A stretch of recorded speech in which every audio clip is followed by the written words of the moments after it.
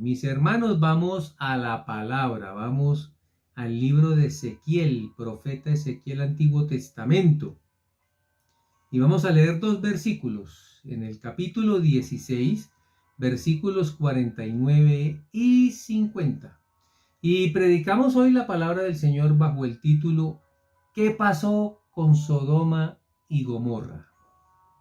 Dice así la palabra del Señor, versículo 49 de este capítulo 16. He aquí que esta fue la maldad de Sodoma, tu hermana. Soberbia, saciedad de pan y abundancia de ociosidad tuvieron ella y sus hijas. Y no fortaleció la mano del afligido y del menesteroso. El versículo 50 dice, y se llenaron de soberbia e hicieron abominación delante de mí, y cuando lo vi, las quité.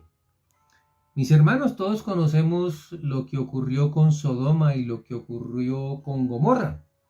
Todos sabemos que son dos ciudades en las cuales moraba gente nada buena, hicieron siempre el mal. Pero vamos a dejar que la Escritura misma nos diga cuáles son las cosas, los acontecimientos que precedieron a todo lo que hizo de mal Sodoma y Gomorra, cosa que llevó al Señor, mis hermanos, a destruirlas por completo. Muy bien, vamos a estudiar entonces las causas del pecado de Sodoma, bíblicamente, como es nuestra costumbre. Le vamos a titular a esta parte el pecado de abundancia, puesto que el Señor mismo nos dice en Ezequiel que abundaron en estas cosas. Todo lo que vamos a leer fue por abundancia, dice el versículo 49 de Ezequiel 16. Son cuatro cosas: soberbia, saciedad de pan, abundancia de ociosidad, y no fortalecieron al afligido y al menesteroso. ¿Cuáles eran esos pecados? Pues la egolatría, el orgullo, la Biblia aquí dice de soberbia, saciedad de pan es gula, y abundancia de ociosidad es la pereza. No fortalecer al afligido y al menesteroso es gente que no tiene amor, que no hicieron realmente algo especial con las personas necesitadas. El primer pecado entonces es la soberbia en exceso. ¿Qué es la soberbia? Es un sentimiento de superioridad frente a los demás que provocan un trato distante o despreciativo hacia ellos. Los habitantes de Sodoma y de Gomorra eran gente muy soberbia. Mira que se nombra dos veces en los dos versículos. Parece que este era el pecado más grande, digamos que la característica más grande de los sodomitas, que eran muy soberbios. Y cuando hay soberbia en exceso, mis hermanos, caen todos los pecados por naturaleza. Entonces en Ezequiel 16 lo vemos por primera vez en el versículo 49, pero también en el 50. Parece ser que la mayoría de las personas creían que estar en Sodoma y Gomorra era lo mejor que les podía pasar. Y llegamos también a esa conclusión porque la esposa de Lot, quien vivía también en Sodoma, vivía muy feliz allí. La prueba de que ella volteó a mirar y se convirtió en una estatua de sal cuando los ángeles que salvaron a Lot y por ende pues también la salvaron a ella, le advirtieron que no volteara a mirar, y cuando una persona voltea a mirar es porque le hacía falta, porque estaba muy apegada a esa ciudad. Entonces, una ciudad, hermanos, que no era nada buena, vamos a ver, lo primero es un exceso de soberbia que identifica el ego. Ya nosotros hemos estudiado que el ego es una falsa identidad. Una cosa es lo que yo soy y otra cosa es lo que yo me creo ser. Hay un engaño en este tipo de, hermanos, identidades que es destructivo. Las personas se piensan que son mejores que el resto. La soberbia se voltea contra Dios pecando contra Él. El que es muy soberbio finalmente va a pecar contra Dios. Es algo característico de las personas que son en exceso, llenos de orgullo y de vanidad y de soberbia y de ego. ¿Qué pasó? Lot, nos dice la Biblia, tomó una mala decisión. Vamos a ver el libro de Génesis capítulo 13. Dice la escritura, y leo para ustedes en el nombre del Padre, del Hijo y del Espíritu de Dios.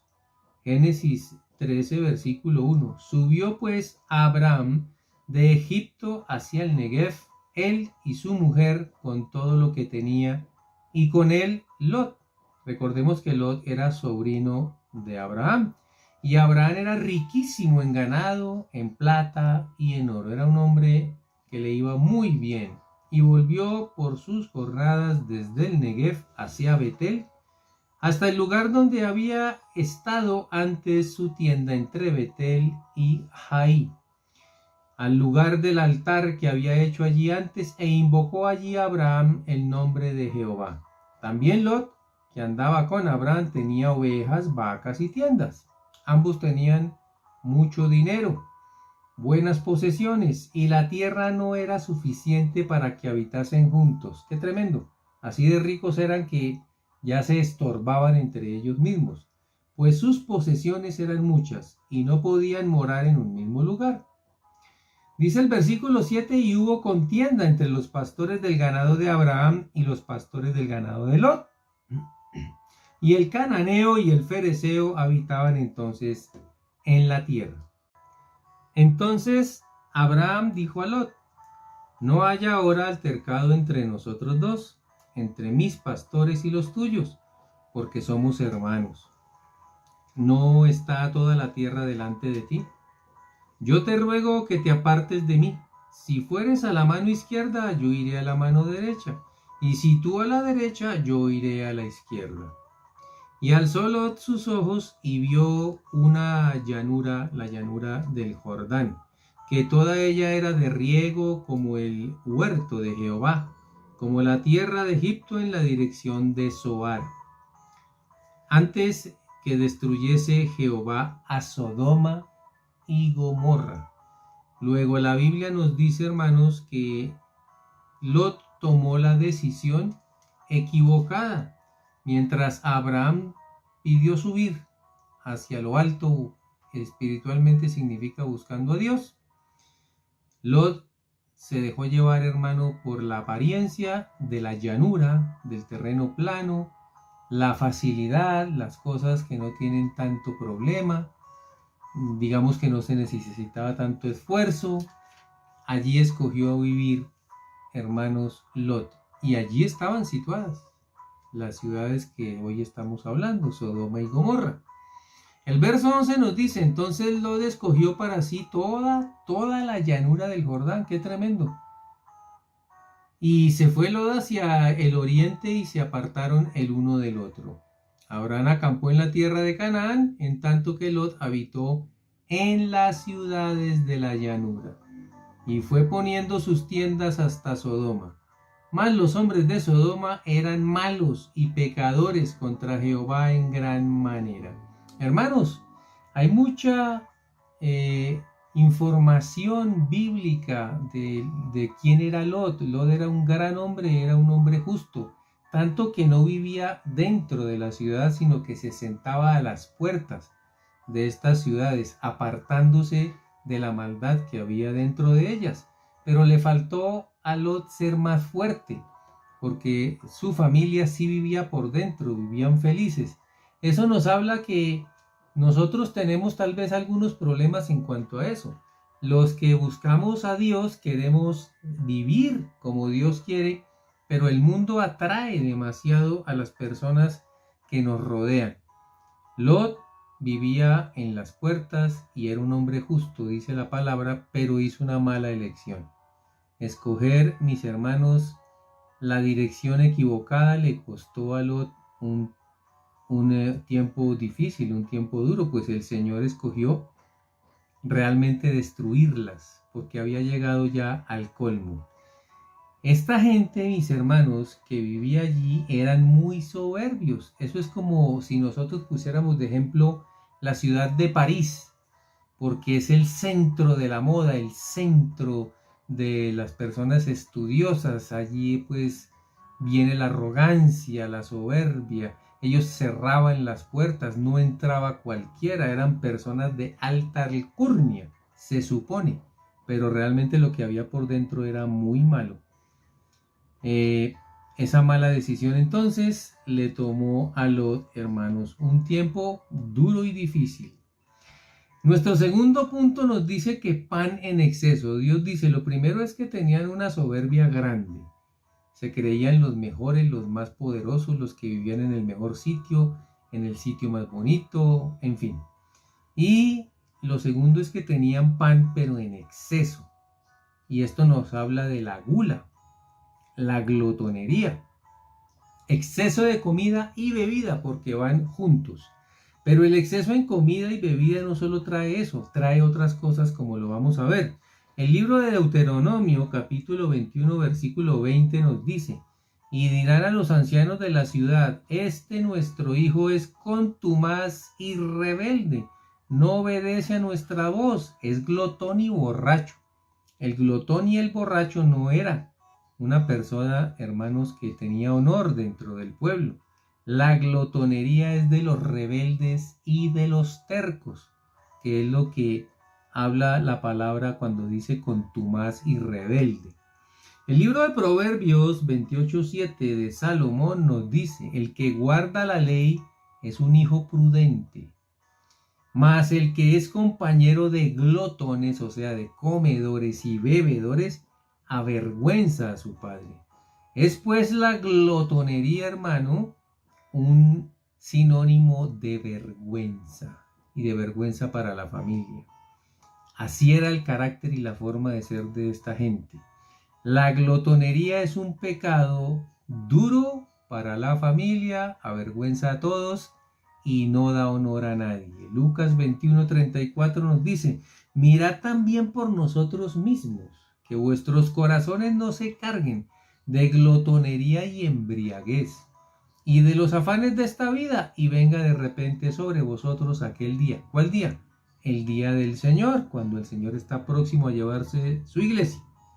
La glotonería y la embriaguez y el amor al dinero nos apartan de Dios. Cuando hay demasiada comida y demasiada bebida, las personas caen, hermanos, como en un sueño profundo, y Dios es lo último en lo que ellos van a pensar. Romanos 13:13 nos dice, andemos como de día, honestamente, no en glotonerías y borracheras, no en lujurias. Mira, cuando hay glotonería y hay borrachera, se añaden otras, que son como hermanas. ¿Quiénes son? La lujuria, la laxivia, contiendas y envidias. Las fallas que tenían estas personas no estaban solas, venían con otras y mucho más grandes. Por eso se deterioró esa sociedad. El número 3 nos habla del exceso, ociosidad en exceso. ¿Qué es el ocio? Pues todos sabemos, mis hermanos, que el ocio es no hacer nada, es la pereza, falta de esfuerzo. Hay gente que no quiere trabajar, que todo lo quiere ganar fácilmente. Ese también era otra de las características que tenían los sodomitas. No querían hacer nada. Y cuando una persona no quiere hacer nada y es soberbio, es terco, es rebelde, fuera de eso tiene en exceso comida, pues tiene tiempo de sobra, hermanos, que va a utilizarlo el diablo, no el Señor. Segunda de Tesalonicenses, vamos a leerlo, porque este es el mensaje para nosotros hoy. Segunda de Tesalonicenses, capítulo 3, versículos 6 al 10, nos dice que nosotros debemos trabajar con nuestras manos, esforzarnos, ser valientes. Aquel que se dedica a trabajar y a esforzarse, Dios lo bendice. Y dice Pablo, pero os ordenamos, hermanos, en el nombre de nuestro Señor Jesucristo, que os apartéis de todo hermano que ande desordenadamente. Escucha, el desorden no le gusta a Dios. Recuerda que nuestro Dios es un Dios de orden. Y no hacer nada, estar de vago y querer que todos le den las cosas, no es delante de Dios bueno. Dice, y no según la enseñanza que recibisteis de nosotros. El apóstol habla de que la enseñanza que él dio es andar con disciplina y orden. Porque vosotros mismos sabéis de qué manera debéis imitarnos, pues nosotros no anduvimos desordenadamente entre vosotros. El ejemplo, hermano, como siempre lo hemos dicho, es lo más importante. En este caso, Pablo dice, qué importante, mira cómo soy yo, imítame. Ni comimos de balde el pan de nadie, dice el apóstol, sino que trabajamos con afán y con fatiga día y noche, para no ser gravosos a ninguno de vosotros. No porque no tuviésemos derecho, sino por daros nosotros mismos un ejemplo para que nos imitéis. Porque también cuando estábamos con vosotros os ordenábamos esto: si alguno no quiere trabajar, tampoco coma. Porque oímos que algunos de entre vosotros andan desordenadamente, no trabajando en nada, sino entremetiéndose en lo ajeno. Mira, cuando alguien no tiene trabajo, no quiere trabajar, no busca hacer algo, es un dormilón, es una persona que no le gusta esforzarse, tiene pan en exceso, cae en una desorientación absoluta y empieza a meterse en la vida de los demás. A tales mandamos y exhortamos, dice, por nuestro Señor Jesús, que trabajando sosegadamente coman su propio pan. La gente de Sodoma y Gomorra, mis hermanos, no era buena para trabajar. Si nosotros vemos este ejemplo en la humanidad, es algo que ha existido siempre. En las grandes cortes, por ejemplo, en la corte de Francia, en la época de Luis XIV, el rey Sol, el rey cogió a todos aquellos que eran nobles y los llevó a vivir en un tremendo palacio. Y ese palacio fue construido para que toda la nobleza viviera allí. Y todo lo que ellos comían, bebían, cómo se vestían, era gratis, no trabajaban. Ellos tenían sus propiedades, pero la corte los recibía y el gobierno les pagaba todo. Y todo era en exceso. Si tú estudias la corte de Francia, el reinado de los Luises, vas a ver la extravagancia. Y eran todos pecados idénticos a los de Sodoma y Gomorra. No creían en nadie, realmente no eran morales, sino inmorales. Se depravaron y toda clase de cosas, mis hermanos, a causa de lo que estamos hoy estudiando. Eso es lo que llamamos ociosidad en exceso, y la palabra del Señor lo dice a través del profeta. El cuarto error de estas personas era la falta de amor. Mira, la falta de dar a otros trae problemas para alguien, pregunta alguno. ¿Será que no darle yo a alguien trae problemas para mí? Porque está claro que trae problemas para el que no tiene la comida. Pero vamos a estudiar un solo versículo para entender nosotros la magnitud de lo que es no darle a otra persona. Proverbios 28-27 nos dice: el que da al pobre no tendrá pobreza, mas el que aparta sus ojos tendrá muchas maldiciones. Escucha esto. Por eso la palabra de Dios es tan importante en nuestra vida, hermano. Si tú le das a un pobre, no tendrás pobreza. Pero el que aparta los ojos del que tiene necesidad va a tener muchas maldiciones. ¿Por qué? Porque el que le da al pobre le presta a Dios, dice Proverbios 19-17. Y el bien que hizo, Dios se lo va a retribuir, se lo va a pagar. Pero si no lo hace, Dios y los hombres le van a maldecir. Qué tremendo esto, hermanos. Todo eso fueron los errores que cometió Sodoma y Gomorra. Tal vez este mundo los sigue cometiendo y en mayor exceso todavía. Pero por eso tenemos la palabra que nos anuncia qué es lo que debemos hacer. ¿Qué siguió después de todo eso? Ya vimos los errores de ellos. ¿Qué pasó? Dice Ezequiel 16:50 que volvieron y se llenaron de soberbia. Mira, una vez más la soberbia es el pecado número 1. E hicieron abominación delante de mí, y cuando lo vi, dice el Señor, las quité. ¿Qué es abominación? Viene, hermanos, del hebreo toevá, es la palabra de la raíz, que es algo asqueroso relacionado con la idolatría. Idolatría. El primer mandamiento del Señor es que no tengamos dioses delante de Él. El más terrible de todos los pecados. El más ofensivo para Dios es que lo abandonemos a Él por adorar a los ídolos, pues esta gente también era idólatra.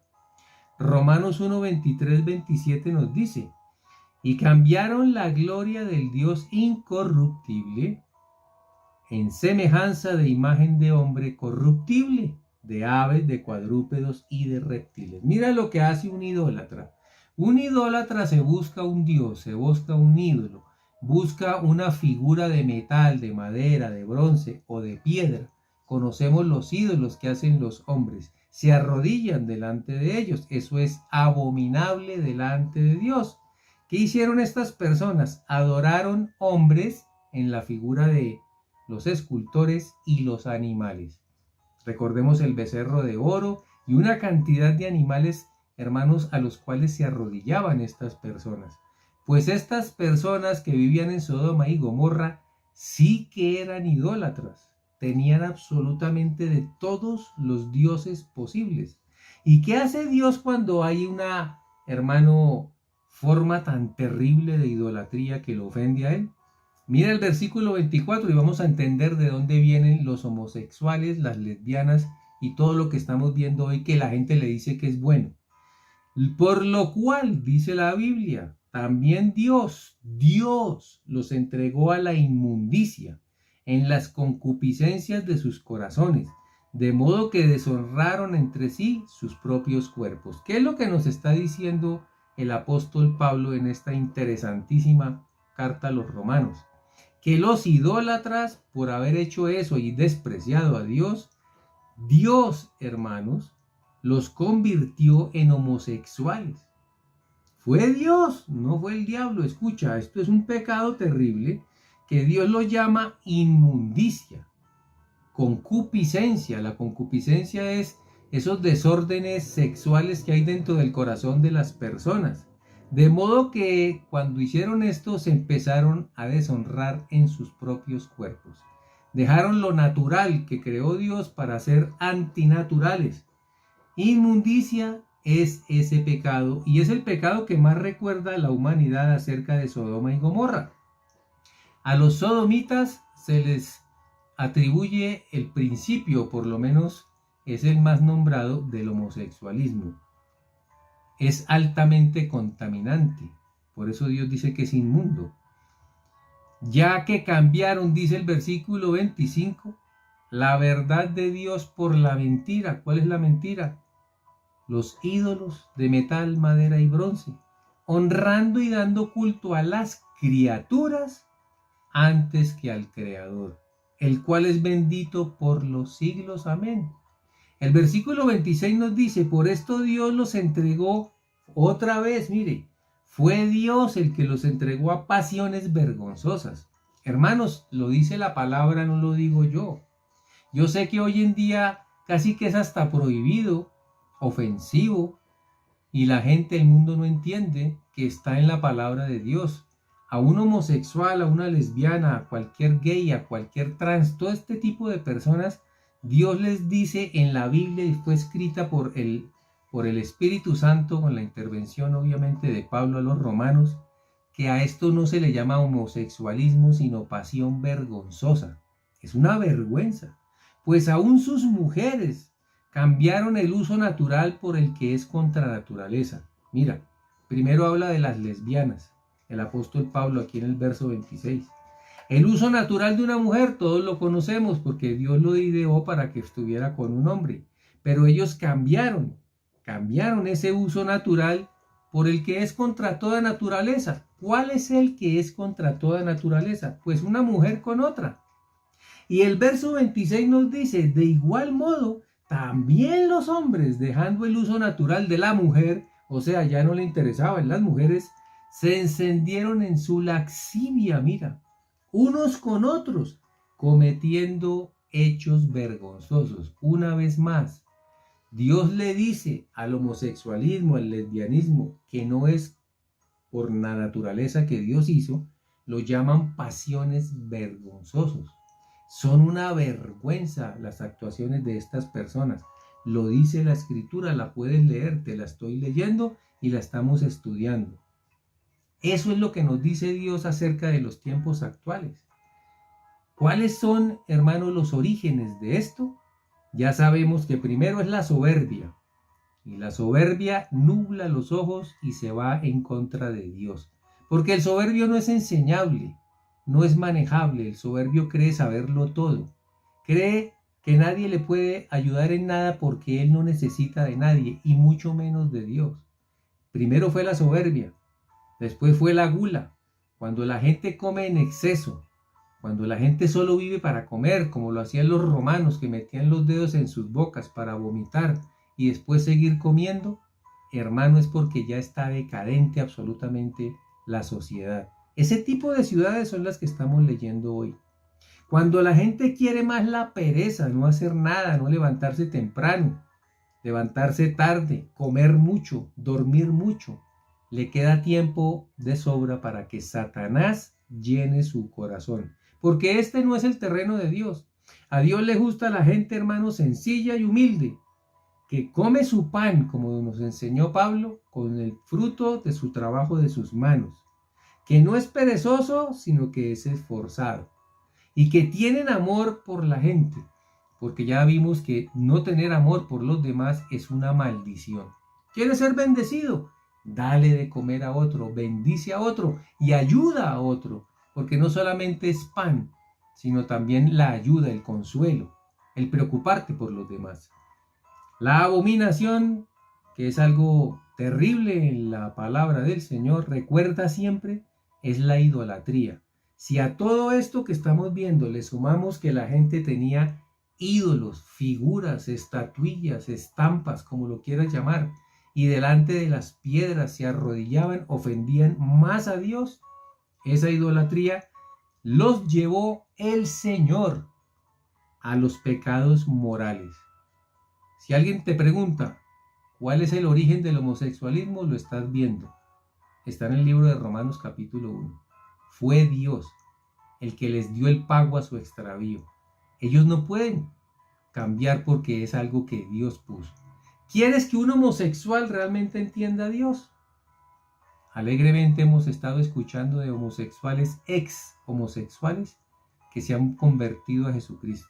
Así como hay muchas marchas gay con banderas, hermano, de todos los colores, también hay hombres que están tratando de que les entiendan que Jesucristo cambió sus corazones. Así como uno se lo lleva al diablo, hay otros que Jesucristo está llevando para el reino de los cielos. Mis hermanos, que Dios los bendiga, que Dios los guarde. Espero que esta palabra haya sido de mucho interés para ti, porque son los tiempos actuales. Que Dios nos ayude. Y si el Señor lo permite, nos veremos el próximo domingo para seguir estudiando su palabra. Que Dios te guarde grandemente.